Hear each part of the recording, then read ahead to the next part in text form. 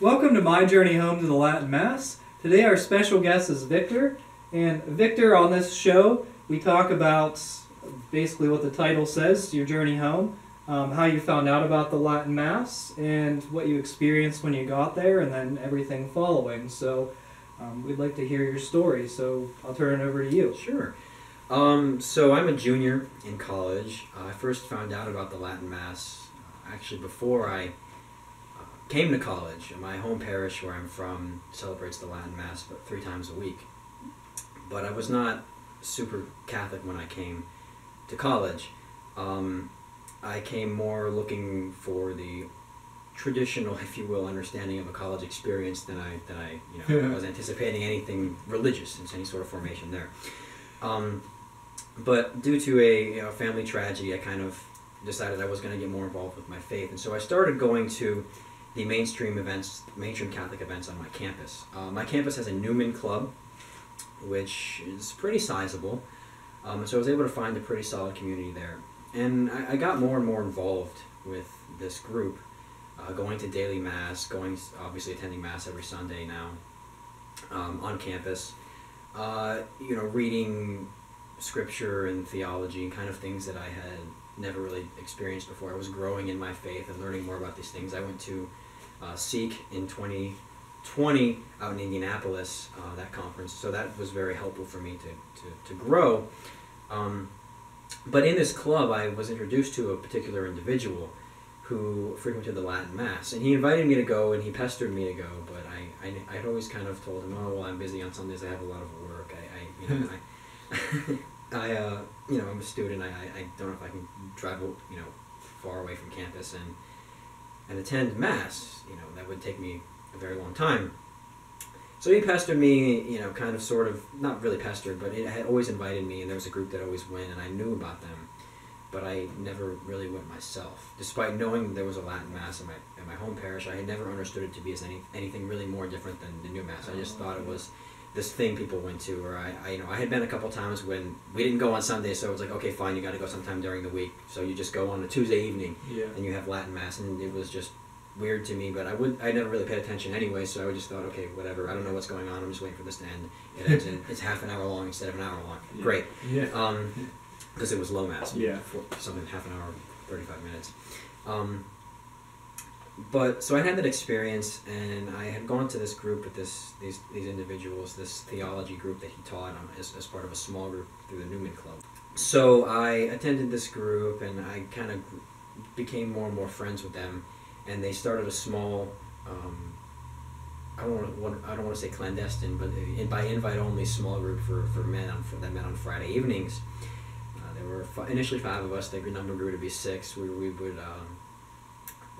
pray Vespers together after evening Mass on campus, go to the dining halls, eat food, and then either go back to someone's room to just talk about the faith and aspects of it, or go talk in the chapel that was empty. Because where we are at a secular university, the chapel doesn't have the Blessed Sacrament because it's not a Catholic chapel, so we can just sit there and kind of talk, and there's nothing that we're not committing any sort of, I guess, sacrilege or whatever.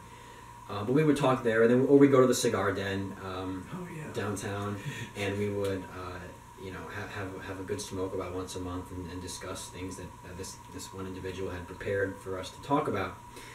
So I started growing more and more in this regard, and I became more and more interested in what the faith had to offer. So at this point in time, I've been a college freshman for 1 semester.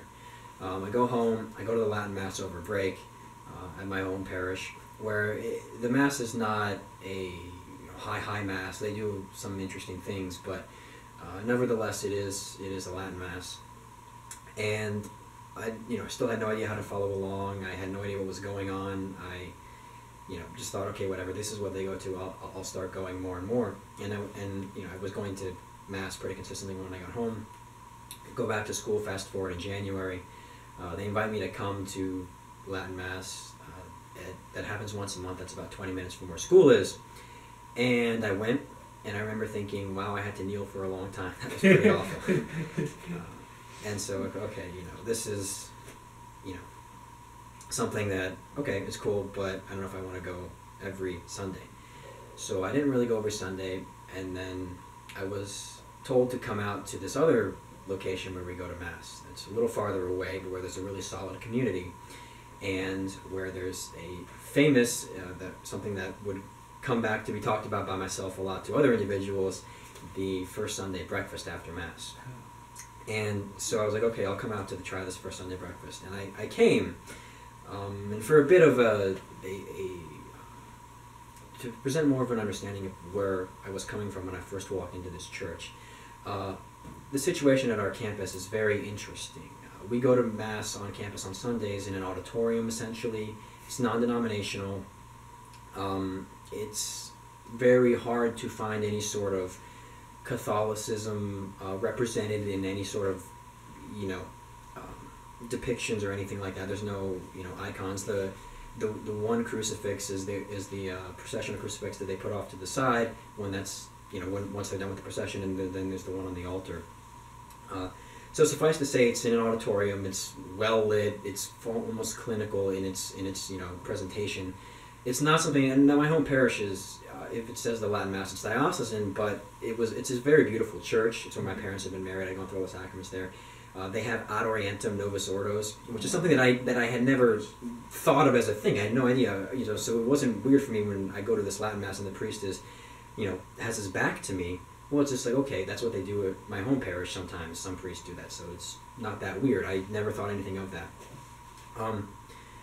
But the situation we're coming from then is one where the liturgy leaves much to be desired.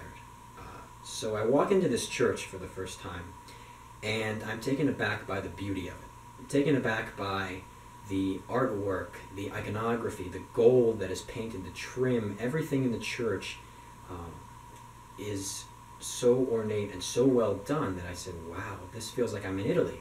And I had been to Italy before. I've actually been to Mass at St. Peter's in the Vatican. And that was when I was 12 years old. I don't believe it was the Pope who said Mass. I don't really remember anything from that. I just remember there was a bishop who walked by, and there was a very long procession, and it was incredibly beautiful. And so I walk into this church, and I was like, wow, this feels like I'm back in Italy. And I had been deprived from something like this for, a fairly long time, because my home church, while it's beautiful, and while it's old, built in the 1920s, it's not as ornate as this church where we're going now. And I was taken aback by the beauty of it, and I'm someone who has a background in Spanish, so I wasn't really the Latin wasn't a problem for me the first time, because I'm able to kind of hear that and hear the similarities between Spanish and Latin, so it wasn't something that was too much of a roadblock for me. So we're sitting in the pews, we kneel down, say our prayers, sit back down, and then Mass starts, and I just hear this singing, this chanting coming from the back of the church, and it just sounds very beautiful. And I think the thing that took me aback the most with how beautiful everything was initially was that in this church, and it's something that I haven't seen in too many other places, it's something that I always take note of, the procession is very slow and deliberate. The procession is military in its execution and its regimentation. And so I was struck by how purposeful and tactical almost this procession was that they were doing. And they're coming down the aisle, long line of servers, many servers, the whole 9 yards. This is a full high Mass, incense and everything. And as the priest comes by, I notice everyone first bowing to the crucifix and then kneeling down when the priest comes by. And I was taken aback by that. And I remember sitting in the pews during this Mass. I don't remember what Sunday it was. I don't remember anything really about it. But I remember sitting in that pew and thinking, I can't hear what's going on. I mean, I can hear what's going on, but I don't know what's going on. I can see the similarities between the new Mass, and I can see the similarities that I've seen before, but things are so different now. And I remember sitting in that pew thinking, this feels like home, and it's kind of a weird thing to say, but this feels like it's something that I had been missing, something that I had been owed, or something that was almost sort of my birthright as someone who was raised a Catholic.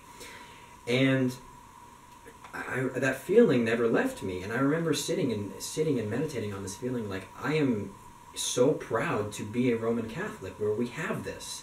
Where was this my entire life? And I don't know what it was where I didn't feel that the first time, but I felt that the other time I went.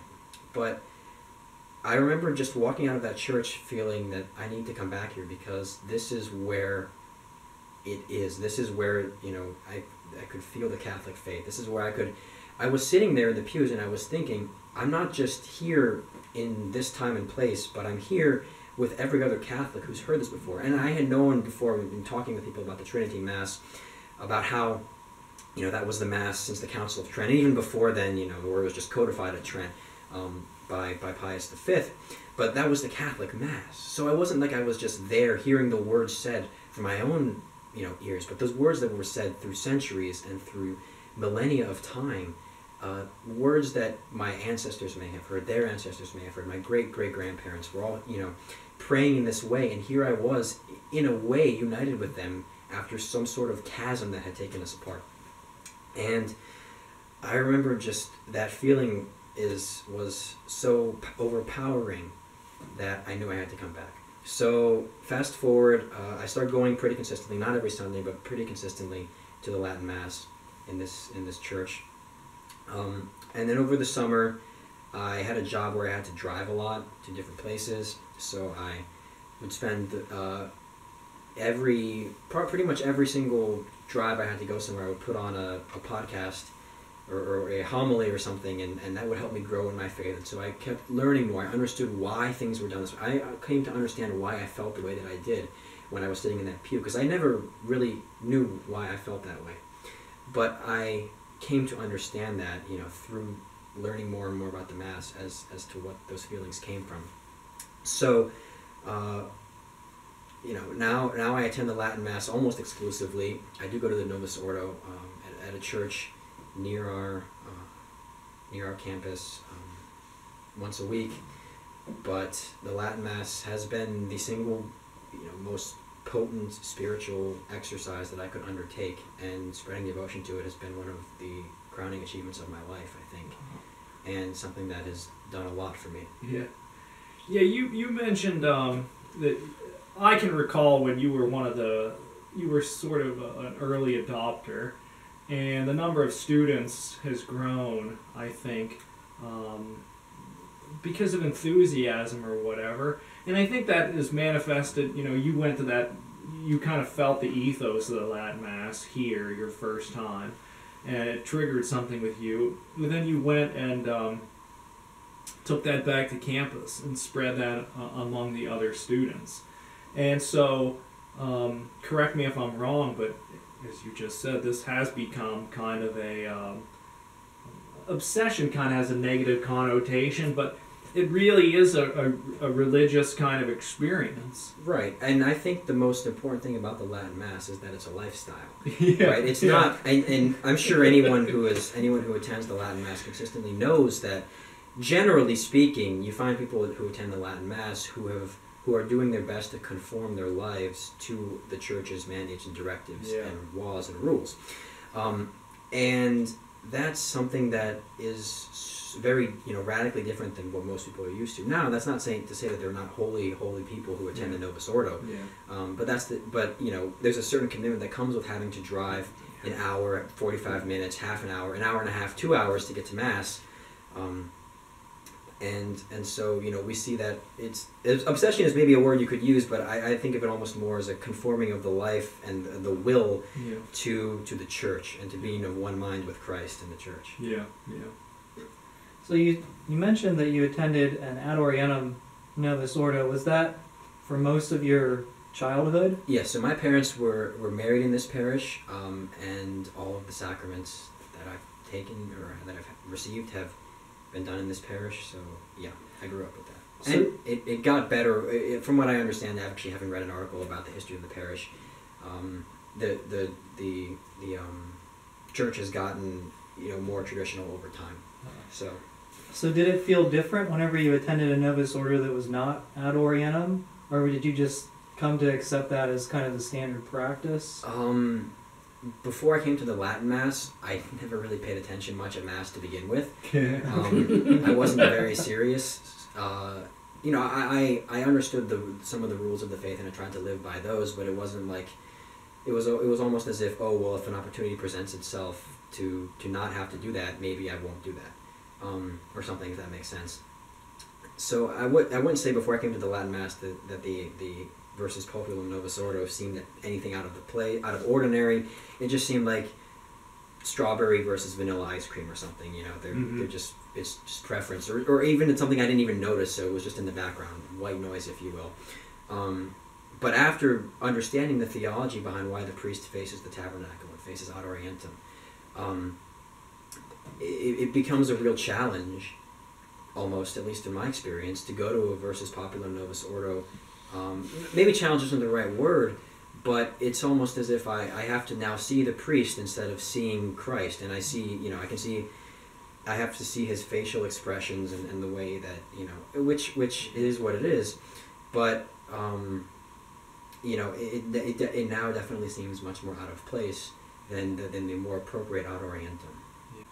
What has the impact of the introduction of the Latin Mass been towards the students at your campus? You know, it seems to me from my perspective that more and more are coming. And what has that been like in terms of, have you seen them being formed in their faith and deepening in their faith and learning more about the faith, becoming more enthusiastic about the faith? Yes, absolutely. So with the Latin Mass, there's almost a sort of work that's involved, right? Because number one, you have to get up early on a Sunday morning and then drive an hour away and then attend a longer Mass and then drive an hour back at minimum, not counting if you're hanging around afterwards for lunch. So there's a big commitment that's just made from that mere temporal perspective. But you see students, almost going back to that lifestyle that I was alluding to earlier, just growing more and more in that. And as they attend the Latin Mass, maybe they're skeptical at first, maybe they have their reservations, but they almost seem to realize that there's something more to this. There's something, you know, with each swing of the incense, there's history that's in every single one of that. With each word the priest says and each, you know, drop in pitch or something like that, there's centuries of theology and philosophy and reasoning behind that. And that's something that a lot of students maybe don't know intellectually, but they can feel intuitively. Yeah, you reminded me, some of this stuff is what I felt and experienced the first time I went to Latin Mass. And being in this life and this ball game for 20 years or so, a lot of that's kind of escaped where I am, because it's like commonplace to me. And it's good to hear your perspective, because you're kind of fresh to the ball game. You're like, well, this was the first time, and the things that struck me. And that was what I remember my first Latin Mass. One of the things that struck me was that the contact of being in touch with the centuries, that this is the Mass of the ages. And you're never going to feel that in your average Novus Ordo. If you go to a unicorn Novus Ordo, then you will feel something like that when a priest with his facing the altar sings the preface, or you have a sung Latin Sanctus, incensing the altar at the offertory or whatever. You'll get some of that. But for the most part, the way the modern Novus Ordo is celebrated is just deracinated.